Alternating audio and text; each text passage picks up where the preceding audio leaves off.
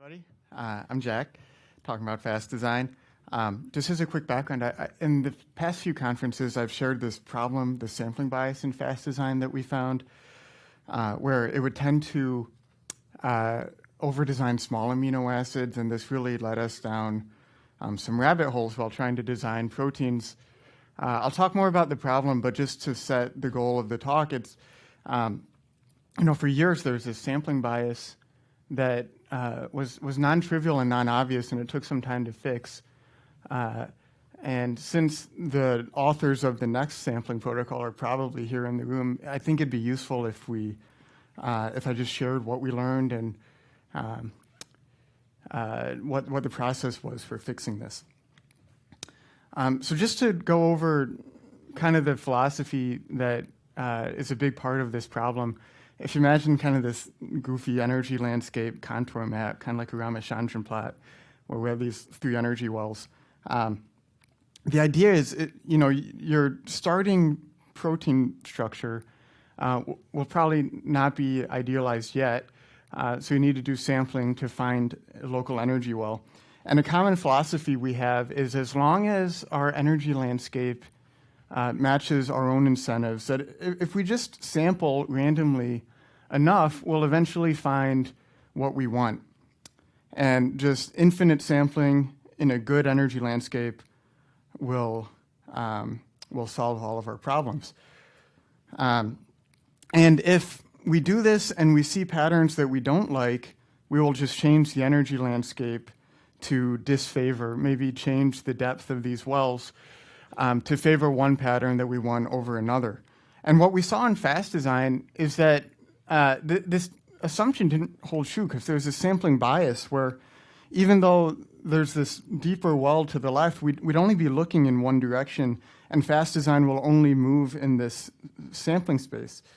No matter how deep we make this well, we will rarely fall into it just because of this sampling bias. So this is a big problem to look out for. To go a little bit into the implementation of FastDesign, it's built around the packer. The packer is run 20 times in succession, where the output of one call is fed into the input of the next. And in between each one, there's the minimizer, so it allows the backbone to make adjustments when you introduce mutations. And part of where this gets messy is there's this additional score function modification that cycles throughout FastDesign, where the Lennard-Jones repulsive term is diminished and then increased. The idea is that if you're in a non-ideal energy well and there's a barrier to improve, we can artificially lower these barriers and then periodically raise them back up, allowing us to effectively tunnel from one well to another. The implementation of this is in the 612 Lennard-Jones term. In Rosetta, the repulsive weight of this is not physically what it's just any value that's above 0 is deemed the repulsive contribution. And when we scale the repulsive weight, we just multiply the part of the curve that's above 0 by a coefficient that gets very low in an effort to soften the penalty without changing the location of the energy well, the bottom of the well. So if we look at this axis of repulsive weight, as we move up the axis and we turn the dial to make the score function less forgiving, we introduce what I'm calling steric debt, where atomic configurations that used to be allowable are now considered clashes. And the opposite of that is when you move down, the score function is more forgiving, and I'm calling that steric surplus here. So we have these two states and then these two sampling methods. When you run the packer under steric debt, you can't move the backbone, but you need to resolve clashes. So normally you would see mutations to small amino acids like alanine. And under the opposite condition, where you're allowed to fit more atoms in a small space, you see mutations to large side chains. the minimizer cannot make mutations, but it can move atoms in space. So when there's steric det and you need to resolve clashes, atoms move away from each other and the whole protein breathes outward. And then the opposite, the protein decreases in size and all the atoms move towards each other because this score function is forgiving enough to allow you to do that. If we just look closely at this one sawtooth as an example, it's not a pure diagonal, it's a stepwise increase in the repulsive weight. And we start out with this initial great surplus where whatever we ran before FastDesign was at the normal score function, and then we decrease the repulsive weight near to zero. So the packer has steric surplus, but it doesn't use all of it because it's discretely sampling different sidechain conformations, and it won't use the entire surplus and leave some for the minimizer, so they're both under surplus. But then we have to introduce det to work our way back up. So the packer is under steric det, so it needs to resolve clashes. But for the same reason that there's surplus left over for the minimizer in the first step, the packer will overpay because it won't be able to pay exactly because of discrete sampling. So it will overpay and leave some surplus for the minimizer. And this pattern actually repeats every time you step up. And if we look at the scorecard at the end, every minimization step in general is under steric surplus, meaning that the atoms always shrink inward. And to accommodate this, the packer introduces small side chains more often than not. I benchmarked this and I shared this at RosettaCON a few years ago, is that at both protein interfaces and cores, we see mutations to alanine and backbone shrinkage that's really irreversible because there's no minimization step that would undo the shrinking. There's no minimization under det. So the sampling bias is introduced and can't be reversed in general. Sometimes it gets lucky, but in general, when you do this over a large number of cases, this is a common pattern that we see. And to give an example, this is a small helical protein that we work with a lot. I've shown the native core residue sequence on the right before FastDesign touches it. And after this first round of packing and minimization under surplus, where you're allowed to introduce atoms without penalty, you see what we predicted in the previous slide, where most of the positions increase in size. We see tryptophans in 6 of the positions, and only one increase, but phenylalanine is still pretty large. Sorry, only one decrease in size based on the colors. But just after one round of this det surplus pattern, Rosetta overcorrects, and now 8 of the positions are smaller than what they were when they started, not after the second round, but the colors are relative to the native sequence. And this pattern is never really undone. Only one amino acid comes back to isoleucine. So at the end, most of our side chains are smaller than where we started, and this is an exaggeration, but the protein backbone shrinks in because there's less atoms in the core, so it just creates less volume.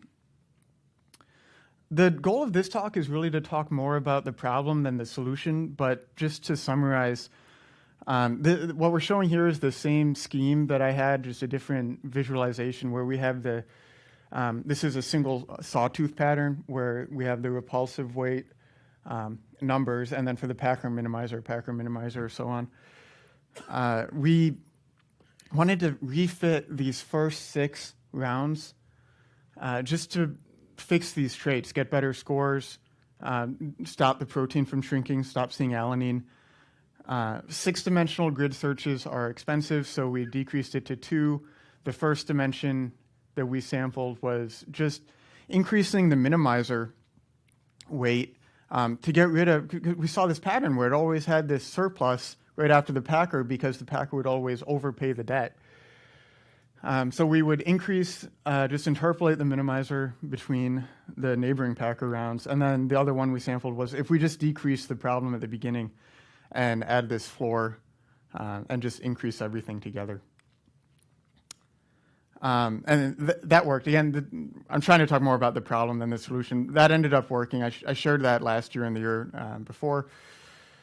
So to summarize up to this point, there was a known anti-pattern in FastDesign's output. And, we didn't introduce the idea of it. It was known for years, and it was treated, because it stems from atoms moving, you can treat it with coordinate constraints in the backbone, and that it kind of hinders your sampling, but it keeps the bad sampling from occurring at the cost of maybe missing out on some good sampling. But it worked. There's the amino acid composition energy term that was also used to treat this. And, people still made proteins over those years, so this worked. But there's some expense. You were missing out on opportunities. And really, the score function, when we corrected the sampling bias, the score function agreed with us. The new output gets better Rosetta scores than what we saw. So this wasn't a scoring issue. This was just a sampling imbalance. And this imbalance was caused by alternating between sampling methods, but giving them different incentives indirectly. So what did we learn? When we write the next sampling protocol, what do we learn from this so that we don't see this again next time? And this was actually, this slide was really my goal of this talk, but it's really hard to populate this because we couldn't really do much. You can't look at the C++ and see this problem. This isn't an obvious solution, issue that would come up when you're creating FastDesign. So it comes from trial and seeing this pattern. And maybe this is the main takeaway, is that we really like changing the score function. It's relatively easy to implement constraints that just add a penalty when patterns exist that we don't like. And this often works. Maybe this is the problem for a lot of solutions. So it's a common go-to when we have just undesired output. Can we just tell Rosetta to, dislike this output? But like I showed at that cartoon score function landscape at the beginning, that didn't really help this problem. And our infinite sampling philosophy, where if as long as our energy function matches with our own incentives, if we sample it enough, we'll get what we want, that didn't really hold. So really, my main takeaway was just really the best way to debug this is just get comfortable with putting post.dump.pdb periodically. Like you want to use like GDB or like you want to use some high-tech debugger to figure out what's happening. But just PyMol really is what solves this. So maybe just going back to the basics is what helps us in the future. I do want to add an advertisement while we're talking about FastDesign because I have talked about this project in intermediate state before, but this is really the first time that it's, the book's pretty much closed. So I just really wanted to share. We updated the default in FastDesign in August we introduced 4 new scripts. FastDesign has kind of an internal setting where you can script what happens. We introduced 4, but really all 4 of these are very similar to the point where it doesn't necessarily matter which one you use. They're all better than what used to be the case. But Monomer Design 2019 or Monomer Design 2019 will now run by default depending on your task operations as of August. I also, last year at this conference, shared Killa 2019, which has been renamed to Polar Design. Hugh from the Baker Lab has actually been testing all of these experimentally. And as the name kind of suggests, the Killa or Polar Design proteins are less stable than monomer. These are about as stable as the old legacy. So they're not really an improvement because they put so many polars in the core of the protein. But the new scripts, and really any of them, are measurably better. So keep your eyes open for that data coming out. And then my final note, so sometimes you do want polar residues like at interfaces, so that might be the new future for Killa or Polar Design 2019. Thanks for listening, and any questions?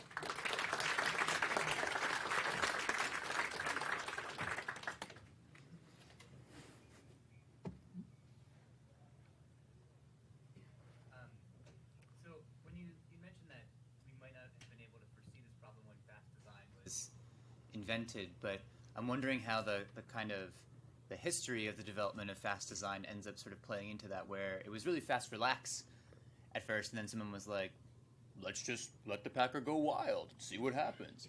So like I'm wondering if there was more like intentionality around the algorithmic development, if we would have, in your opinion, if this would have been something that would have come out of that process instead of this more kind of haphazard path that we had taken. Just kind of wondering about your thoughts on that. That's a great point. So what Brian reminded us is that FastDesign is a derivative of FastRelax, which is a fixed sequence protein optimization, sidechain optimization, or just Packer protocol. And FastRelax was optimized with fixed sequence assumptions, and then later down the line, a flip was, a switch was flipped to just turn on mutations. And so Brian was saying, well, when you're designing a protein design protocol from the ground up, it's going to be protein design. Maybe you won't have these broken assumptions along the way. And maybe that's true. So that development predates me being here, so I can't say for sure. But I can imagine something like this happening. Like if you wanted to create FastDesign from the ground up, this is a reasonable candidate of, we'll alternate between packing and minimization and work. So maybe it would have gotten caught a lot sooner in the development.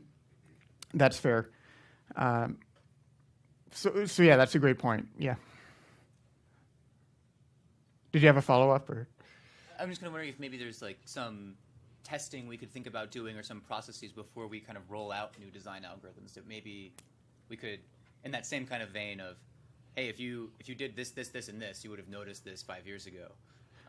What I can share is, so Brian was saying, can you hear him? I know there's a microphone, but okay, yeah.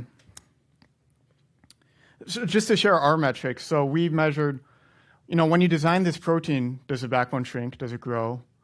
What's the Rosetta score? Things like that. And maybe just simple, what do we want to happen and is it happening? That kind of test. Like the scientific benchmarks, that philosophy would work well.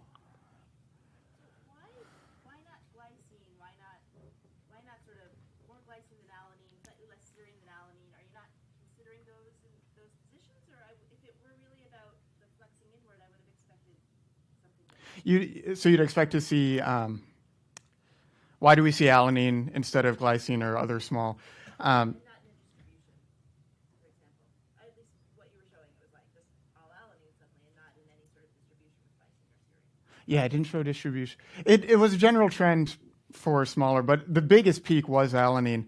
I wonder perhaps glycine is just, there's special considerations for glycine that prevented it from being introduced. Alanine does, that extra carbon does get some bonus points for being, making packing connections. So Rosetta didn't want to just remove all interactions, it just wanted to decrease in space. So perhaps alanine was just enough.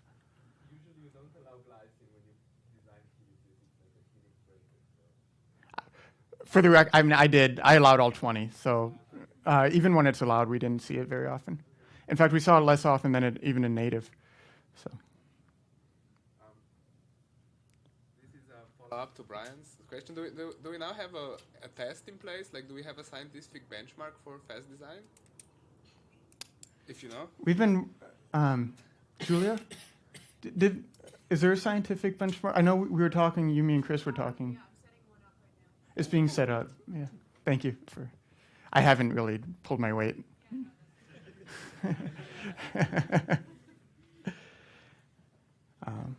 Chris. Jack, is awesome stuff. So you alluded to advice for the future for people who want to develop sort of the next sampling algorithm. If you were to make that algorithm, what sort of things would you think about doing, right? Would you just be changing the repulsive weight? Like, what other types of things would you be sampling? Like, can you give some advice to people who might be interested in doing this, of like places to start? Yeah, you can imagine almost any score term. You could imagine a benefit of ramping it or changing it over time, or changing parameters of the packer over time, like the temperature scheme, or maybe an early FastDesign, you don't want the best packer output, you just want a diverse output, and then you change your hyperparameters of the packer over time. That's where I would go first instead of changing the score function, is changing the sub sampling methods and their hyperparameters and ramping those and benchmarks. These are big benchmarks. This was about 500 CPU years, which depending on your institution is a lot or a little. Not for Chris, it's not, but. Okay, we have to move on to our next speaker. So our next speaker is Brian. Oh, let's thank our speaker.